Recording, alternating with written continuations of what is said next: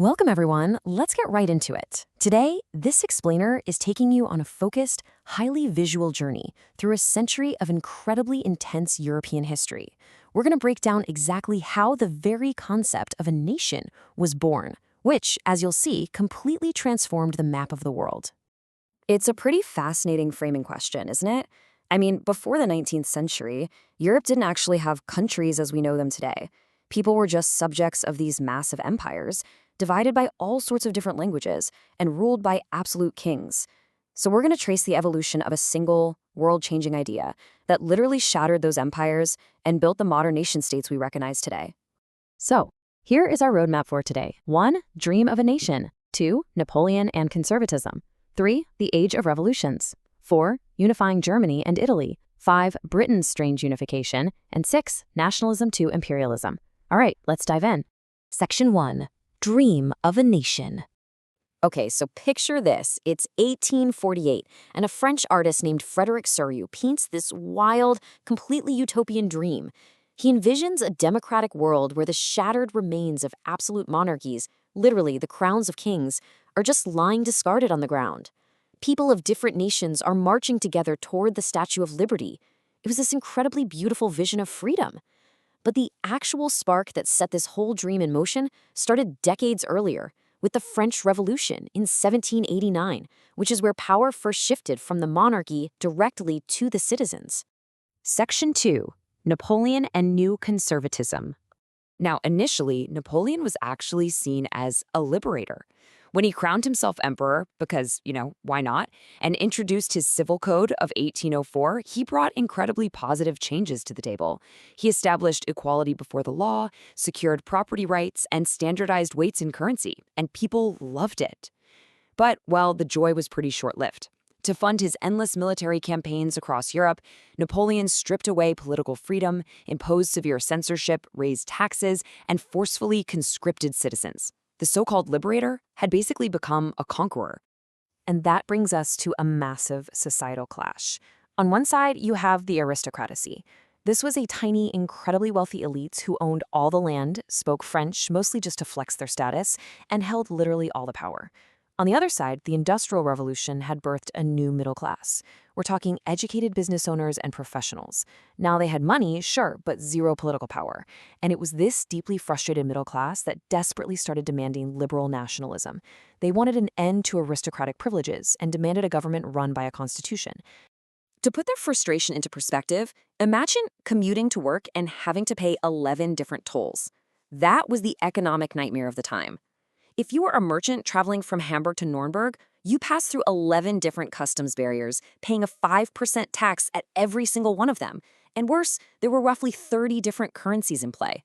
It was a logistical nightmare. This absolute absurdity was finally fixed in 1834 by a customs union called the Zollverein, which wiped out the trade barriers and slashed those 30 currencies down to just 2. A real game changer. But just as these liberal ideas were really starting to spread, the old powers struck back. In 1815, Napoleon was defeated at Waterloo. The victorious conservative powers, Britain, Russia, Prussia, and Austria, got together and drafted the Treaty of Vienna, forcefully turning back the clock. They restored the kings, boxed France in, and imposed strict censorship. Demanding liberty basically became a crime overnight. So all that passion just went underground. Secret societies started forming, led by revolutionaries like Giuseppe Mazzini, who founded Young Italy to fight in the shadows. In fact, conservatives were so terrified of Mazzini, they called him the most dangerous enemy of their social order. Section 3. The Age of Revolutions. This is honestly one of my absolute favorite historical quotes. Duke Metternich, the conservative Austrian chancellor who orchestrated that Treaty of Vienna we just talked about, said this, and he hit the nail on the head. In July 1830, revolutionaries in France overthrew their restored king and set up a constitutional monarchy. And almost instantly, just like catching a cold, this triggered an uprising in Belgium, leading them to successfully break away from the United Kingdom of the Netherlands. Now, what's really fascinating here is that nationalism wasn't just built with swords and guns, it was built with art. This cultural movement was called Romanticism. The thinkers of the time believed true national spirit lived in ordinary people's folk songs and poetry. Even language became a weapon. When Russia occupied Poland, they completely banned the Polish language from schools.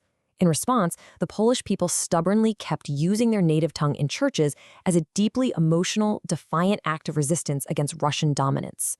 This romantic sentiment reached an absolute fever pitch during the Greek War of Independence. Greece had been under the Ottoman Empire for centuries, but historical sympathy was so strong across Europe that even foreigners started joining the fight. The famous English poet Lord Byron actually raised funds and went out to fight for Greek freedom himself, though surprisingly, he ended up dying of a fever before ever seeing combat. But through years of struggle, and with the support of other European powers, Greece finally became an independent nation in 1832. But we do need to ground this narrative in reality for a second. It wasn't just high-minded poetry and art driving these revolutions. It was deep, visceral economic desperation. The 1830s brought massive population growth, but barely any jobs to support it. Cities turned into overcrowded slums, and by 1848, severe crop failures caused food prices to completely skyrocket. People were literally starving. This sheer desperation fueled violent popular revolts, like in Silesia, where desperate weavers attacked the homes of contractors who had ruthlessly cut their pay. That specific clash tragically resulted in 11 weavers being killed. Section 4. Unifying Germany and Italy. So here is a fascinating twist. Democracy initially failed to build Germany. In 1848, elected middle-class liberals tried to draft a constitution, but the Prussian king just used his troops to crush them. Realizing these liberal movements couldn't be stopped forever, the Prussian monarchy simply took over the unification project themselves.